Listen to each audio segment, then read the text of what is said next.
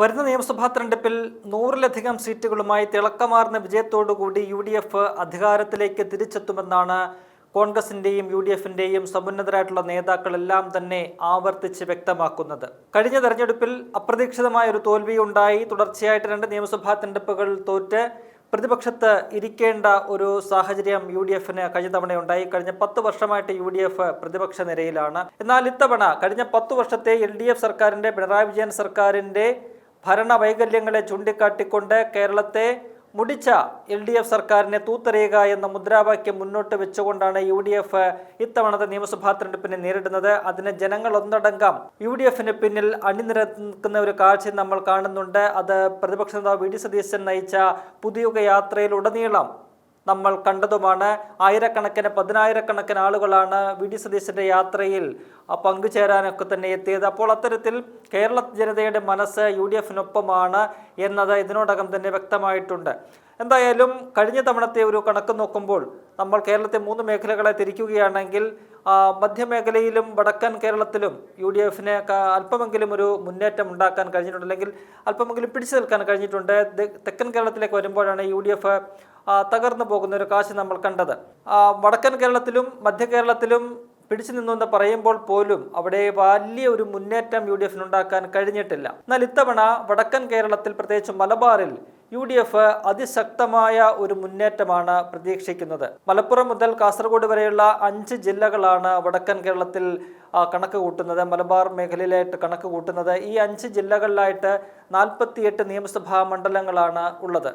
അതിൽ കഴിഞ്ഞ തവണ UDFന് ലഭിച്ചത് 20 മണ്ഡലങ്ങൾ മാത്രമാണ്.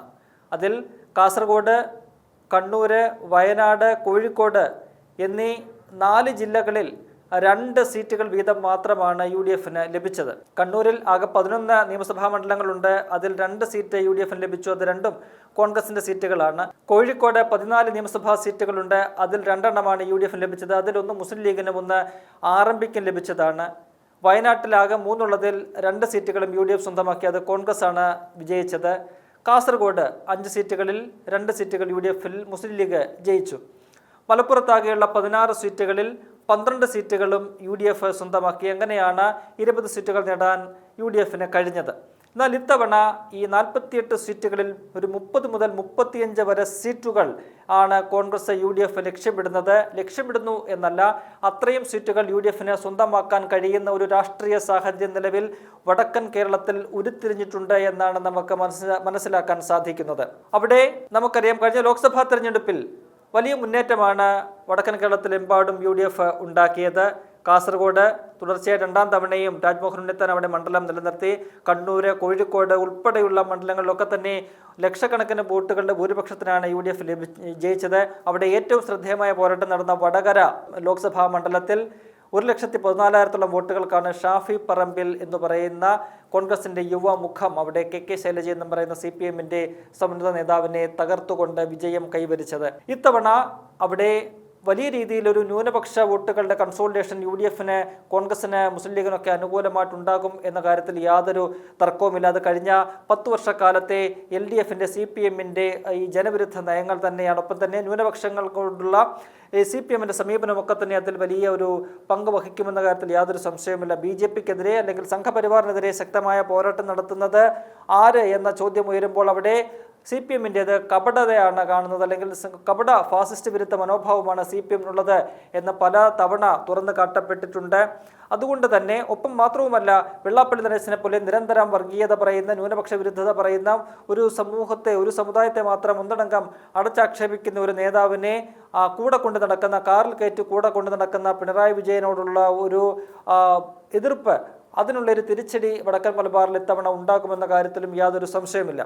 എന്തായാലും അത്തരത്തിൽ ഒരു വലിയ രാഷ്ട്രീയ സാഹചര്യം അവിടെ ഉരുത്തിരിയുന്നതിനിടയിലാണ് ഷാഫി പറമ്പിൽ എന്ന് പറയുന്ന ഫയർ ബ്രാൻഡിന്റെ അവിടുത്തെ സാന്നിധ്യം UDFന് ഒരു പ്ലസ് പോയിന്റ് ആയിട്ട് മാറുന്നത്. നമുക്കറിയാം, വടകര എന്ന് പറയുന്ന ലോക്സഭാ മണ്ഡലത്തിന് കീഴിൽ 7 നിയമസഭാ മണ്ഡലങ്ങളുണ്ട്. അതിൽ 2 എണ്ണം കണ്ണൂർ ജില്ലയിൽ നിന്നുള്ള തലശ്ശേരിയും കൂത്തുപറമ്പുമാണ്. പിന്നീട് കോഴിക്കോട് ജില്ലയിലെ വടകര, കുറ്റ്യാടി, നാദാപുരം, കൊയിലാണ്ടി, എന്നീ നിയമസഭാ മണ്ഡലങ്ങളും ഉൾപ്പെടുന്നതാണ് വടകര ലോക്സഭാ മണ്ഡലം എന്ന് പറയുന്നത്. ഇതിൽ തലശ്ശേരി ഒഴികെയുള്ള ബാക്കി 6 നിയമസഭാ മണ്ഡലങ്ങളിലും 2024 ലോക്സഭാ തെരഞ്ഞെടുപ്പിൽ UDF മൃഗീയ ഭൂരിപക്ഷം ലഭിച്ച മണ്ഡലങ്ങളാണ്. അതുകൊണ്ട് തന്നെ ഷാഫി പറമ്പിലിൻ്റെ അവിടുത്തെ സാന്നിധ്യം അത് വലിയ രീതിയിൽ UDF പ്രയോജനം ചെയ്യും എന്ന കാര്യത്തിൽ യാതൊരു സംശയവുമില്ല. അദ്ദേഹം ഇത്തവണ കോഴിക്കോട് ജില്ലയിൽ ആകെയുള്ള 14-ൽ കഴിഞ്ഞ തവണ കോൺഗ്രസിന് ഒരു സീറ്റ് പോലും ഉണ്ടായിരുന്നില്ല. എന്നാൽ ഇത്തവണ ഒരു 7 വരെ സീറ്റുകൾ കോൺഗ്രസിന് അവിടെ സ്വന്തമാക്കാൻ കഴിയും, UDF അവിടെ സ്വന്തമാക്കാൻ കഴിയുന്ന ഒരു രാഷ്ട്രീയ സാഹചര്യമുണ്ട്. ഒപ്പം തന്നെ കണ്ണൂരിലും നിലവിൽ 2 സീറ്റുകൾ മാത്രമാണ് കോൺഗ്രസിനുള്ളത്. അത് 6 മുതൽ 7 വരെ സീറ്റുകളിലേക്ക് വർദ്ധിപ്പിക്കാൻ കോൺഗ്രസിന് UDF കഴിയുന്ന ഒരു സാഹചര്യമുണ്ട്. അവിടെയൊക്കെ തന്നെ ഈ പറയുന്ന പോലെ ഷാഫി പറമ്പിൽ എന്ന് പറയുന്ന ഒരു യുവ നേതാവിൻ്റെ സാന്നിധ്യം അത് വലിയ രീതിയിൽ UDF ഒരു ഗുണകരമായിട്ട് മാറുകയാണ്. ഷാഫി പറമ്പിൽ തൻ്റെ ലോക്സഭാ മണ്ഡലത്തിൽ ഉള്ളിൽ വരുന്ന നിയമസഭാ മണ്ഡലങ്ങളിലെല്ലാം തന്നെ പ്രചരണവുമായിട്ട് മുന്നോട്ട് പോവുകയാണ്. പേരാമ്പ്ര, കൊയിലാണ്ടി, നാദാപുരം, കുറ്റ്യാടി, വടകര ഉൾപ്പെടെയുള്ള എല്ലാ മണ്ഡലങ്ങളിലും ഷാഫി പറമ്പിൽ പ്രചരണവുമായിട്ട് മുന്നോട്ട് പോവുകയാണ്. അവിടെയൊക്കെ തന്നെ ഷാഫി പറമ്പിൽ എന്ന് പറയുന്ന നേതാവ് എത്തുന്ന യോഗങ്ങളിലൊക്കെ തന്നെ ആയിരക്കണക്കിന് 10,000-കണക്കിന് ആളുകളാണ് തടിച്ചുകൂടുന്നത് ഷാഫി പറമ്പിലിനെ കേൾക്കാനായിട്ട്, അദ്ദേഹത്തിൻ്റെ രാഷ്ട്രീയം കേൾക്കാനായിട്ട്. അദ്ദേഹമാണ് നിലവിൽ സംഘപരിവാറിനെതിരെ ശക്തമായിട്ടുള്ള ഒരു പോരാട്ടം നയിക്കുന്ന UDF നേതാക്കളിൽ പ്രമുഖനായിട്ടുള്ള വ്യക്തിയാണ്. ഒപ്പം തന്നെ പിണറായിക്കെതിരായിട്ടും ശക്തമായ പോരാട്ടം നയിക്കുന്ന ഒരു നേതാവ് കൂടിയാണ്.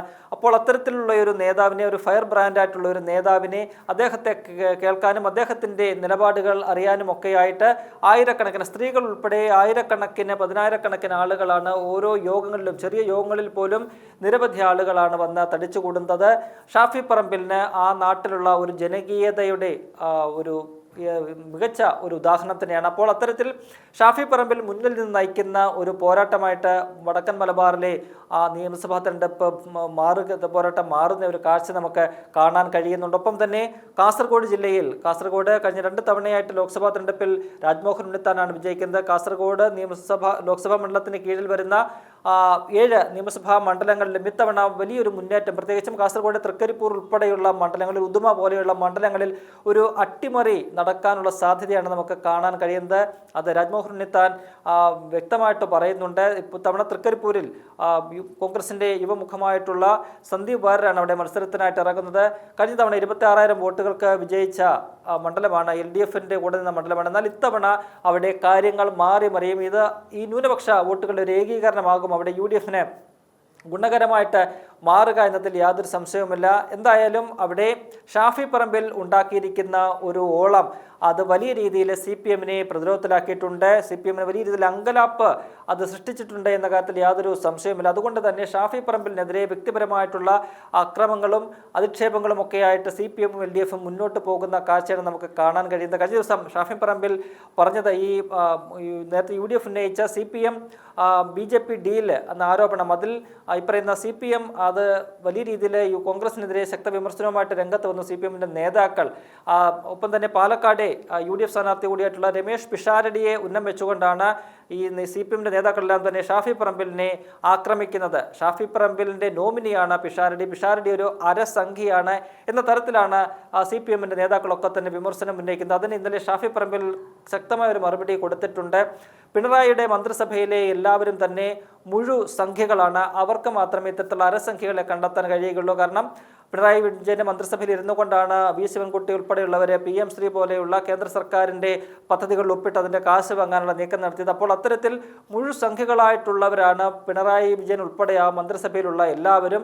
അവർ തങ്ങൾക്കെതിരെ ഇത്തരത്തിലുള്ള വിമർശനം ഉന്നയിക്കേണ്ട എന്ന വളരെ ശക്തമായിട്ടുള്ള രാഷ്ട്രീയ മറുപടിയാണ് ഷാഫി പറമ്പിൽ നൽകിയിരിക്കുന്നത്. അങ്ങനെ CPM-നെതിരെ RSS-നെതിരെ സന്ധിയില്ലാത്ത പോരാട്ടവുമായിട്ട് ശക്തമായ വിമർശനങ്ങളുമായിട്ടൊക്കെ തന്നെ മുന്നോട്ട് പോകുന്ന ഷാഫി പറമ്പിൽ, ആ ഷാഫി പറമ്പിലിന് പിന്നിൽ മലബാറിലെ ജനങ്ങൾ ഒന്നാകെ അണിനിരക്കുന്ന ഒരു കാഴ്ചയാണ് നമുക്ക് കാണാൻ കഴിയുന്നത്. അതിൻ്റെ ഒരു പ്രതിഫലനം ഈ പറയുന്ന കുറ്റ്യാടി, ഒപ്പം തന്നെ പേരാമ്പ്ര, നാദാപുരം, കൊയിലാണ്ടി, വടകര ഉൾപ്പെടെയുള്ള മണ്ഡലങ്ങളിൽ ഇത്തവണ ഉണ്ടാകുമെന്നുള്ള കാര്യത്തിൽ യാതൊരു സംശയമില്ല. ഇതിനകത്ത് മണ്ഡലങ്ങളൊക്കെ തന്നെ LDF നിലവിൽ സിറ്റിംഗ് LDF-ന്റെ സിറ്റിംഗ് സീറ്റുകളാണ്.